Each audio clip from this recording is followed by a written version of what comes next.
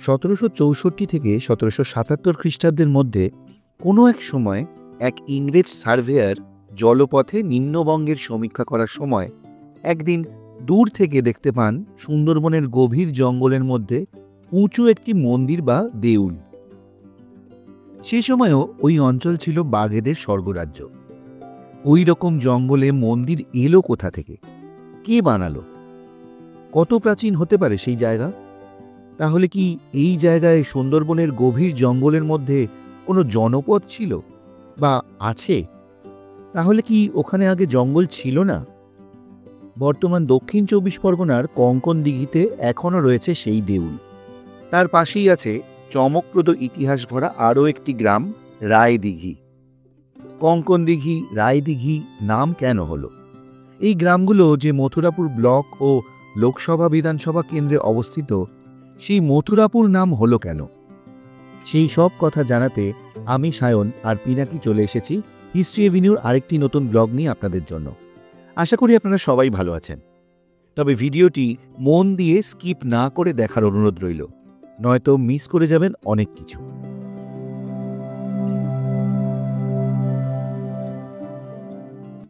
Major James রেনেল, জন্ম 3রা December 1742, মৃত্যু 29শে March 1830। উনি ছিলেন একজন ইংরেজ ভূগোলবিদ, ইতিহাসবিদ এবং সমুদ্র বিজ্ঞানের অগ্রদূত।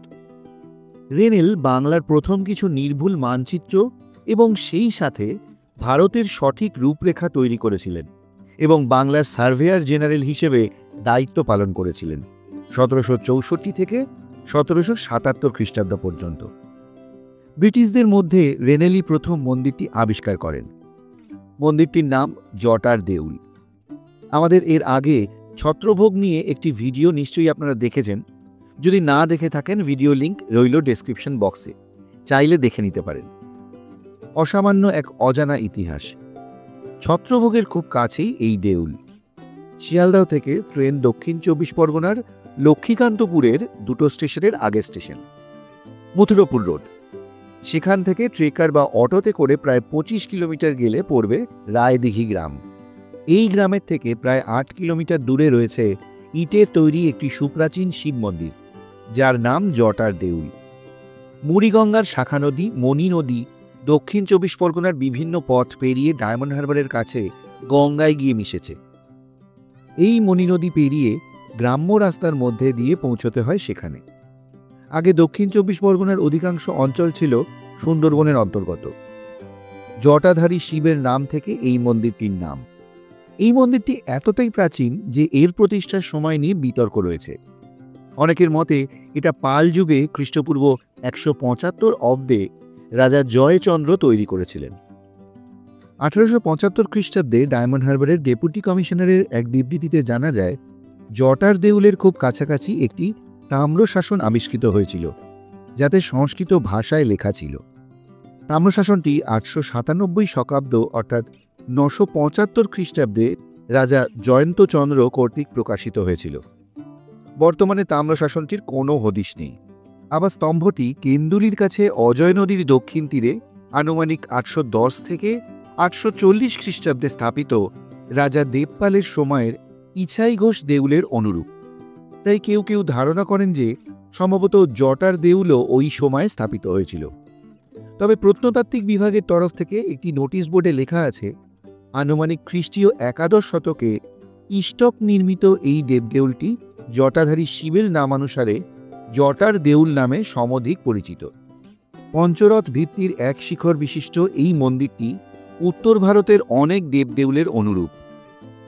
মন্দিরটি উচ্চতায় প্রায় 30.48 মিটার বা 100 ফুট আর চওড়াতে 9.37 মিটার বা 30 ফুট।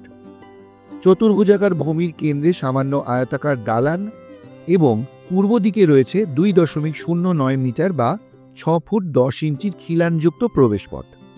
অভ্যন্তরীণ কক্ষটি বর্গাকৃতির পুরু দেওয়াল সহ প্রতি দিকে প্রায় 3.05 মিটার উঁচু ভিতের ওপর নির্মিত। বর্তমান ভূমিস্তরের প্রায় 1.83 মিটার বা 6 ফুট নিচে এর ভিত, আর চূড়াতে আছে একটি ধাতব ত্রিশূল। অদ্ভুত ব্যাপার হলো, সেই লোহাগুলোতে এখনো জং ধরেনি। মন্দির প্রতিষ্ঠার কয়েক শতক পরে এই মিনার পর্তুগিজ মগ জলদস্যুরা টাওয়ার হিসেবে ব্যবহার করত বলে অনেকেরই ধারণা। আবার কখনো একটি বৌদ্ধ প্যাগোডা, কখনো বা হিন্দু মন্দির, এমনকি তীর্থ মন্দির, নানাভাবে এটিকে শনাক্ত করা হয়েছে। তারপর ধীরে ধীরে জঙ্গলে ঢেকে যায় এই মন্দির। খনন কার্য চালানোর সময় আশেপাশের মাটির তলা থেকে শুঙ্গ, কুষাণ, পর্তুগিজ যুগের মুদ্রা, হাতির দাঁত পাওয়া গিয়েছে। এছাড়াও পাওয়া গেছে ব্রাহ্মণ্য ও জৈন দেবদেবীর সঙ্গে বেশ কয়েকটি পাথরের বুদ্ধ মূর্তি, তান্ত্রিক বৌদ্ধ দেবতা, ব্রোঞ্জের তৈরি মহাকাল, বটুক ভৈরব, জম্ভল, সরখুরি, লোকেশ্বর, কুরুকুল্লা, খাদির বনি তারা, পোড়া মাটির তৈরি তারামূর্তি, বুদ্ধ মারিচি সহ প্রভৃতি তান্ত্রিক বৌদ্ধ ধর্মের মূর্তি, যা সেই সময় নাথ সম্প্রদায়ের লোকজনের অস্তিত্ব প্রমাণ করে এই অঞ্চলে।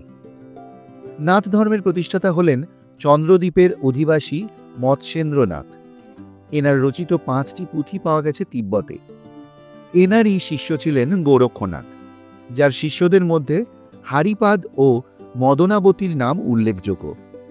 উত্তর ও পূর্ববঙ্গে এদের যথেষ্ট প্রতিপত্তি ছিল, কিন্তু সময়ের সাথে সাথে শক্তি ধর্মের সাথে লড়াই ও অন্যান্য রাষ্ট্রীয় সামাজিক কারণে নাথ ধর্মীরা বেশি দিন টিকে থাকতে পারেননি।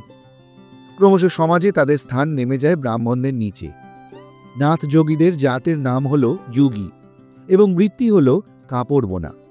শেষ পর্যন্ত নাথ পন্থা বেঁচে রইল শুধু নামের পদবিতে। নাথ যোগীরা প্রথমে শুধুমাত্র লিঙ্গ পূজা করলেও পরবর্তীকালে দেবপাল শাসনের উত্তরকালে যখন এই দেউল নির্মাণ হয়, ততদিনে তান্ত্রিক অনুষঙ্গ অনুপ্রবেশ করেছিল, তার প্রভাব রয়েছে এই জটার দেউলে। যদিও সংস্কারের সময় অনেক কিছু নষ্ট হয়ে গেছে। ব্রিটিশ সরকারের তরফে এই অঞ্চলের লট নম্বর নির্ধারিত হয় 116। এই অঞ্চলের ভূস্বামী নির্বাচিত হন দুর্গাপ্রসাদ রায়চৌধুরী এবং দিগম্বর মিত্র। শোনা যায় আনুমানিক 1830 খ্রিস্টাব্দ নাগাদ এই বনভূমি পরিষ্কার করে চাষাবাদের উপযুক্ত করে তোলার উদ্যোগ নেওয়া হয়। 1928 সালে এখানে একটি প্রস্তরলিপি পাওয়া যায়। পরবর্তীকালে সেই প্রস্তরলিপিটিও রহস্যজনকভাবে উধাও হয়ে যায়। জানা যায় প্রস্তরখণ্ডে 3টি নারী মূর্তি ছিল। মাঝের নারী মূর্তিটি বড় এবং ললিতাসনে উপবিষ্টা ছিলেন। তাকে দেখে বৌদ্ধদের দেবী বলে মনে করেছিলেন কোনো কোনো ঐতিহাসিক, এবং সেই দেবী হলেন তারা। 1930 থেকে 31 সালে ভারতীয় পুরাতত্ত্ব সর্বেক্ষণ বিভাগ মন্দিরটির সংস্কার করে। পুরনো ইটের পরিবর্তে নতুন ইট বসায়। 1956 সালেও ওই একই কাজ করা হয়। তার সাথে অনেক আলংকারিক কাজের ক্ষতি হয় এবং মন্দিরের নিম্নভাগে মাটি চাপা দিয়ে দেওয়া হয়। ফলে ঐতিহাসিকদের মতে জটার দেউলের পুরনো রূপ পরিবর্তিত হয়ে যায়।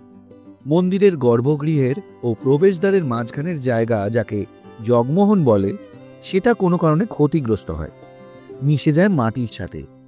সেজন্য মন্দিরের সামনে উঁচু ভিতের ওপর বিভিন্ন রকম ইটের টুকরো ছড়িয়ে ছিটিয়ে রয়েছে। কথিত আছে স্থানীয় জমিদার দুর্গাপ্রসাদ রায়চৌধুরী জগমোহন ও ভোগ ঘরের ওপর অস্থায়ী চাল তৈরি করে দিয়েছিলেন, কিন্তু পরবর্তীকালে সেটিও সম্পূর্ণরূপে ধ্বংস হয়ে যায়। জটার দেউল নিয়ে বিতর্কের শেষ নেই। কারো মতে এই দেউল ত্রিরথ বিশিষ্ট, কারো মতে পঞ্চরথ বিশিষ্ট। প্রথমে ভারতীয় পুরাতত্ত্ব সর্বেক্ষণ বিভাগ এই দেউলকে পঞ্চরথ বিশিষ্ট দেউল বলে চিহ্নিত করলেও পরবর্তীকালে বিশিষ্ট ঐতিহাসিকদের মতে এটা সপ্তরথ বিশিষ্ট দেউল। অনেক ভিডিওতে রায়দিঘি, কঙ্কনদিঘি নিয়ে অনেক কথা শুনলাম, কিন্তু বলতে বাধ্য হচ্ছি এই কথাগুলো কোনোটাই অথেন্টিক মনে হলো না। কারণ ওখানকার বিদগ্ধ কিছু মানুষের সাথে কথা বলে এবং ওখানকার ভূমিপুত্র প্রত্নতত্ত্ববিদ দেবীশঙ্কর মিদ্দার লেখা থেকে জানলাম নামকরণের আসল কারণ। রায়দিঘির পিছনে রয়েছে একটি ছোট্ট ইতিহাস। এই এলাকার জমিদারি কিনেছিলেন রায়চৌধুরীরা, কিন্তু পানীয় জলের অভাব ছিল প্রবল। তাই রায়চৌধুরীদের এক পূর্বপুরুষ শ্রী বরদাপ্রসাদ রায়চৌধুরী দিঘি খনন করান, যাতে প্রজাদের পানীয় জলের সমস্যা মেটে। বর্তমানে দিঘির চারিদিক বুঝিয়ে অনেকটা ছোট করে ফেলা হয়েছে, কিন্তু তাও এই দিঘির আকৃতি বিশাল। দিঘির পাড়েই ছিল রায়দের নিবাস। এখন সেখানে অনেকটা জমি বিক্রি হয়ে গেছে, আর কিছুটা হয়েছে খেলার মাঠ। পড়ে আছে শুধু একটাই বাড়ি, তার ভগ্নদশা নিয়ে। কঙ্কন দিঘি নামকরণের পিছনে আছে এক দরদিনী, সাহসিনী এক রানীর গল্প বা জনশ্রুতি। প্রাচীনকালে এই অঞ্চলে রাজত্ব করতেন রানী কঙ্কনা। তিনি ছিলেন প্রজা দরদি। প্রজাদের জলকষ্টের কথা ভেবে তিনি নাকি তার হাতের কঙ্কন বিক্রি করে এখানে এক বড় দিঘি খনন করিয়েছিলেন। সেই দিঘির নাম হয় কঙ্কন দিঘি। এবার আসি মথুরাপুর নাম হলো কেন। বাংলাদেশের ফরিদপুরেও মথুরাপুর দেউল নামে একটি ঐতিহাসিক জায়গা আছে। মথুরা আমাদের সকলের পরিচিত নাম। মহাভারতে পাওয়া যায় শ্রীকৃষ্ণের জন্মস্থান এবং ওনার মামা অত্যাচারী রাজা কংসের রাজধানী। বর্তমানে উত্তরপ্রদেশে আগ্রার কাছে একটি শহর। ঐতিহাসিক গবেষকদের মতে মধুবন বা মধুপুর বা মধুপুরী থেকে মথুরাপুরী থেকে মথুরা বা মথুরাপুর এসেছে। মধুবন বা মধুপুর হচ্ছে মধুর বন। এরকম নামের কারণ সম্পর্কে দুটো সম্ভাবনার কথা উঠে আসে। মধুর বন মানে যে বনে মধু পাওয়া যায়, আবার অন্য মত অনুসারে মধুর বন মানে পবিত্র স্থান। দুটো সম্ভাবনার কোনোটাই অবহেলা করা যায় না। সুন্দরবনের অন্তর্গত এই মথুরাপুরের বনে মধু নিশ্চয়ই পাওয়া যেত, আবার দেবদেউলের জায়গা বলে পবিত্র স্থানও। তবু আমাদের ইতিহাস অসচেতনতা ও অবহেলার ফলে হারিয়ে যাচ্ছে গৌরবময় বিস্ময়কর ইতিহাস। আমাদের আজকের ব্লগটি আপনাদের কেমন লাগলো কমেন্ট করে জানাবেন। যদি ভালো লাগে একটা লাইক করে দেবেন, আর আমাদের চ্যানেল হিস্ট্রি এভিনিউকে অবশ্যই সাবস্ক্রাইব করে পাশে থাকা বেল আইকনটি প্রেস করে দেবেন। আর হ্যাঁ, আমাদের এই ব্লগগুলো বেশি করে শেয়ার করবেন, যাতে এরকম ধরনের ইতিহাস আমরা আপনাদের সামনে আরও বেশি করে নিয়ে আসতে পারি। দেখা হচ্ছে খুব শীঘ্রই পরবর্তী ব্লগে, নতুন কোনো জায়গায় নতুন কোনো ইতিহাসের খোঁজে। সবাই ভালো থাকবেন, সুস্থ থাকবেন। নমস্কার।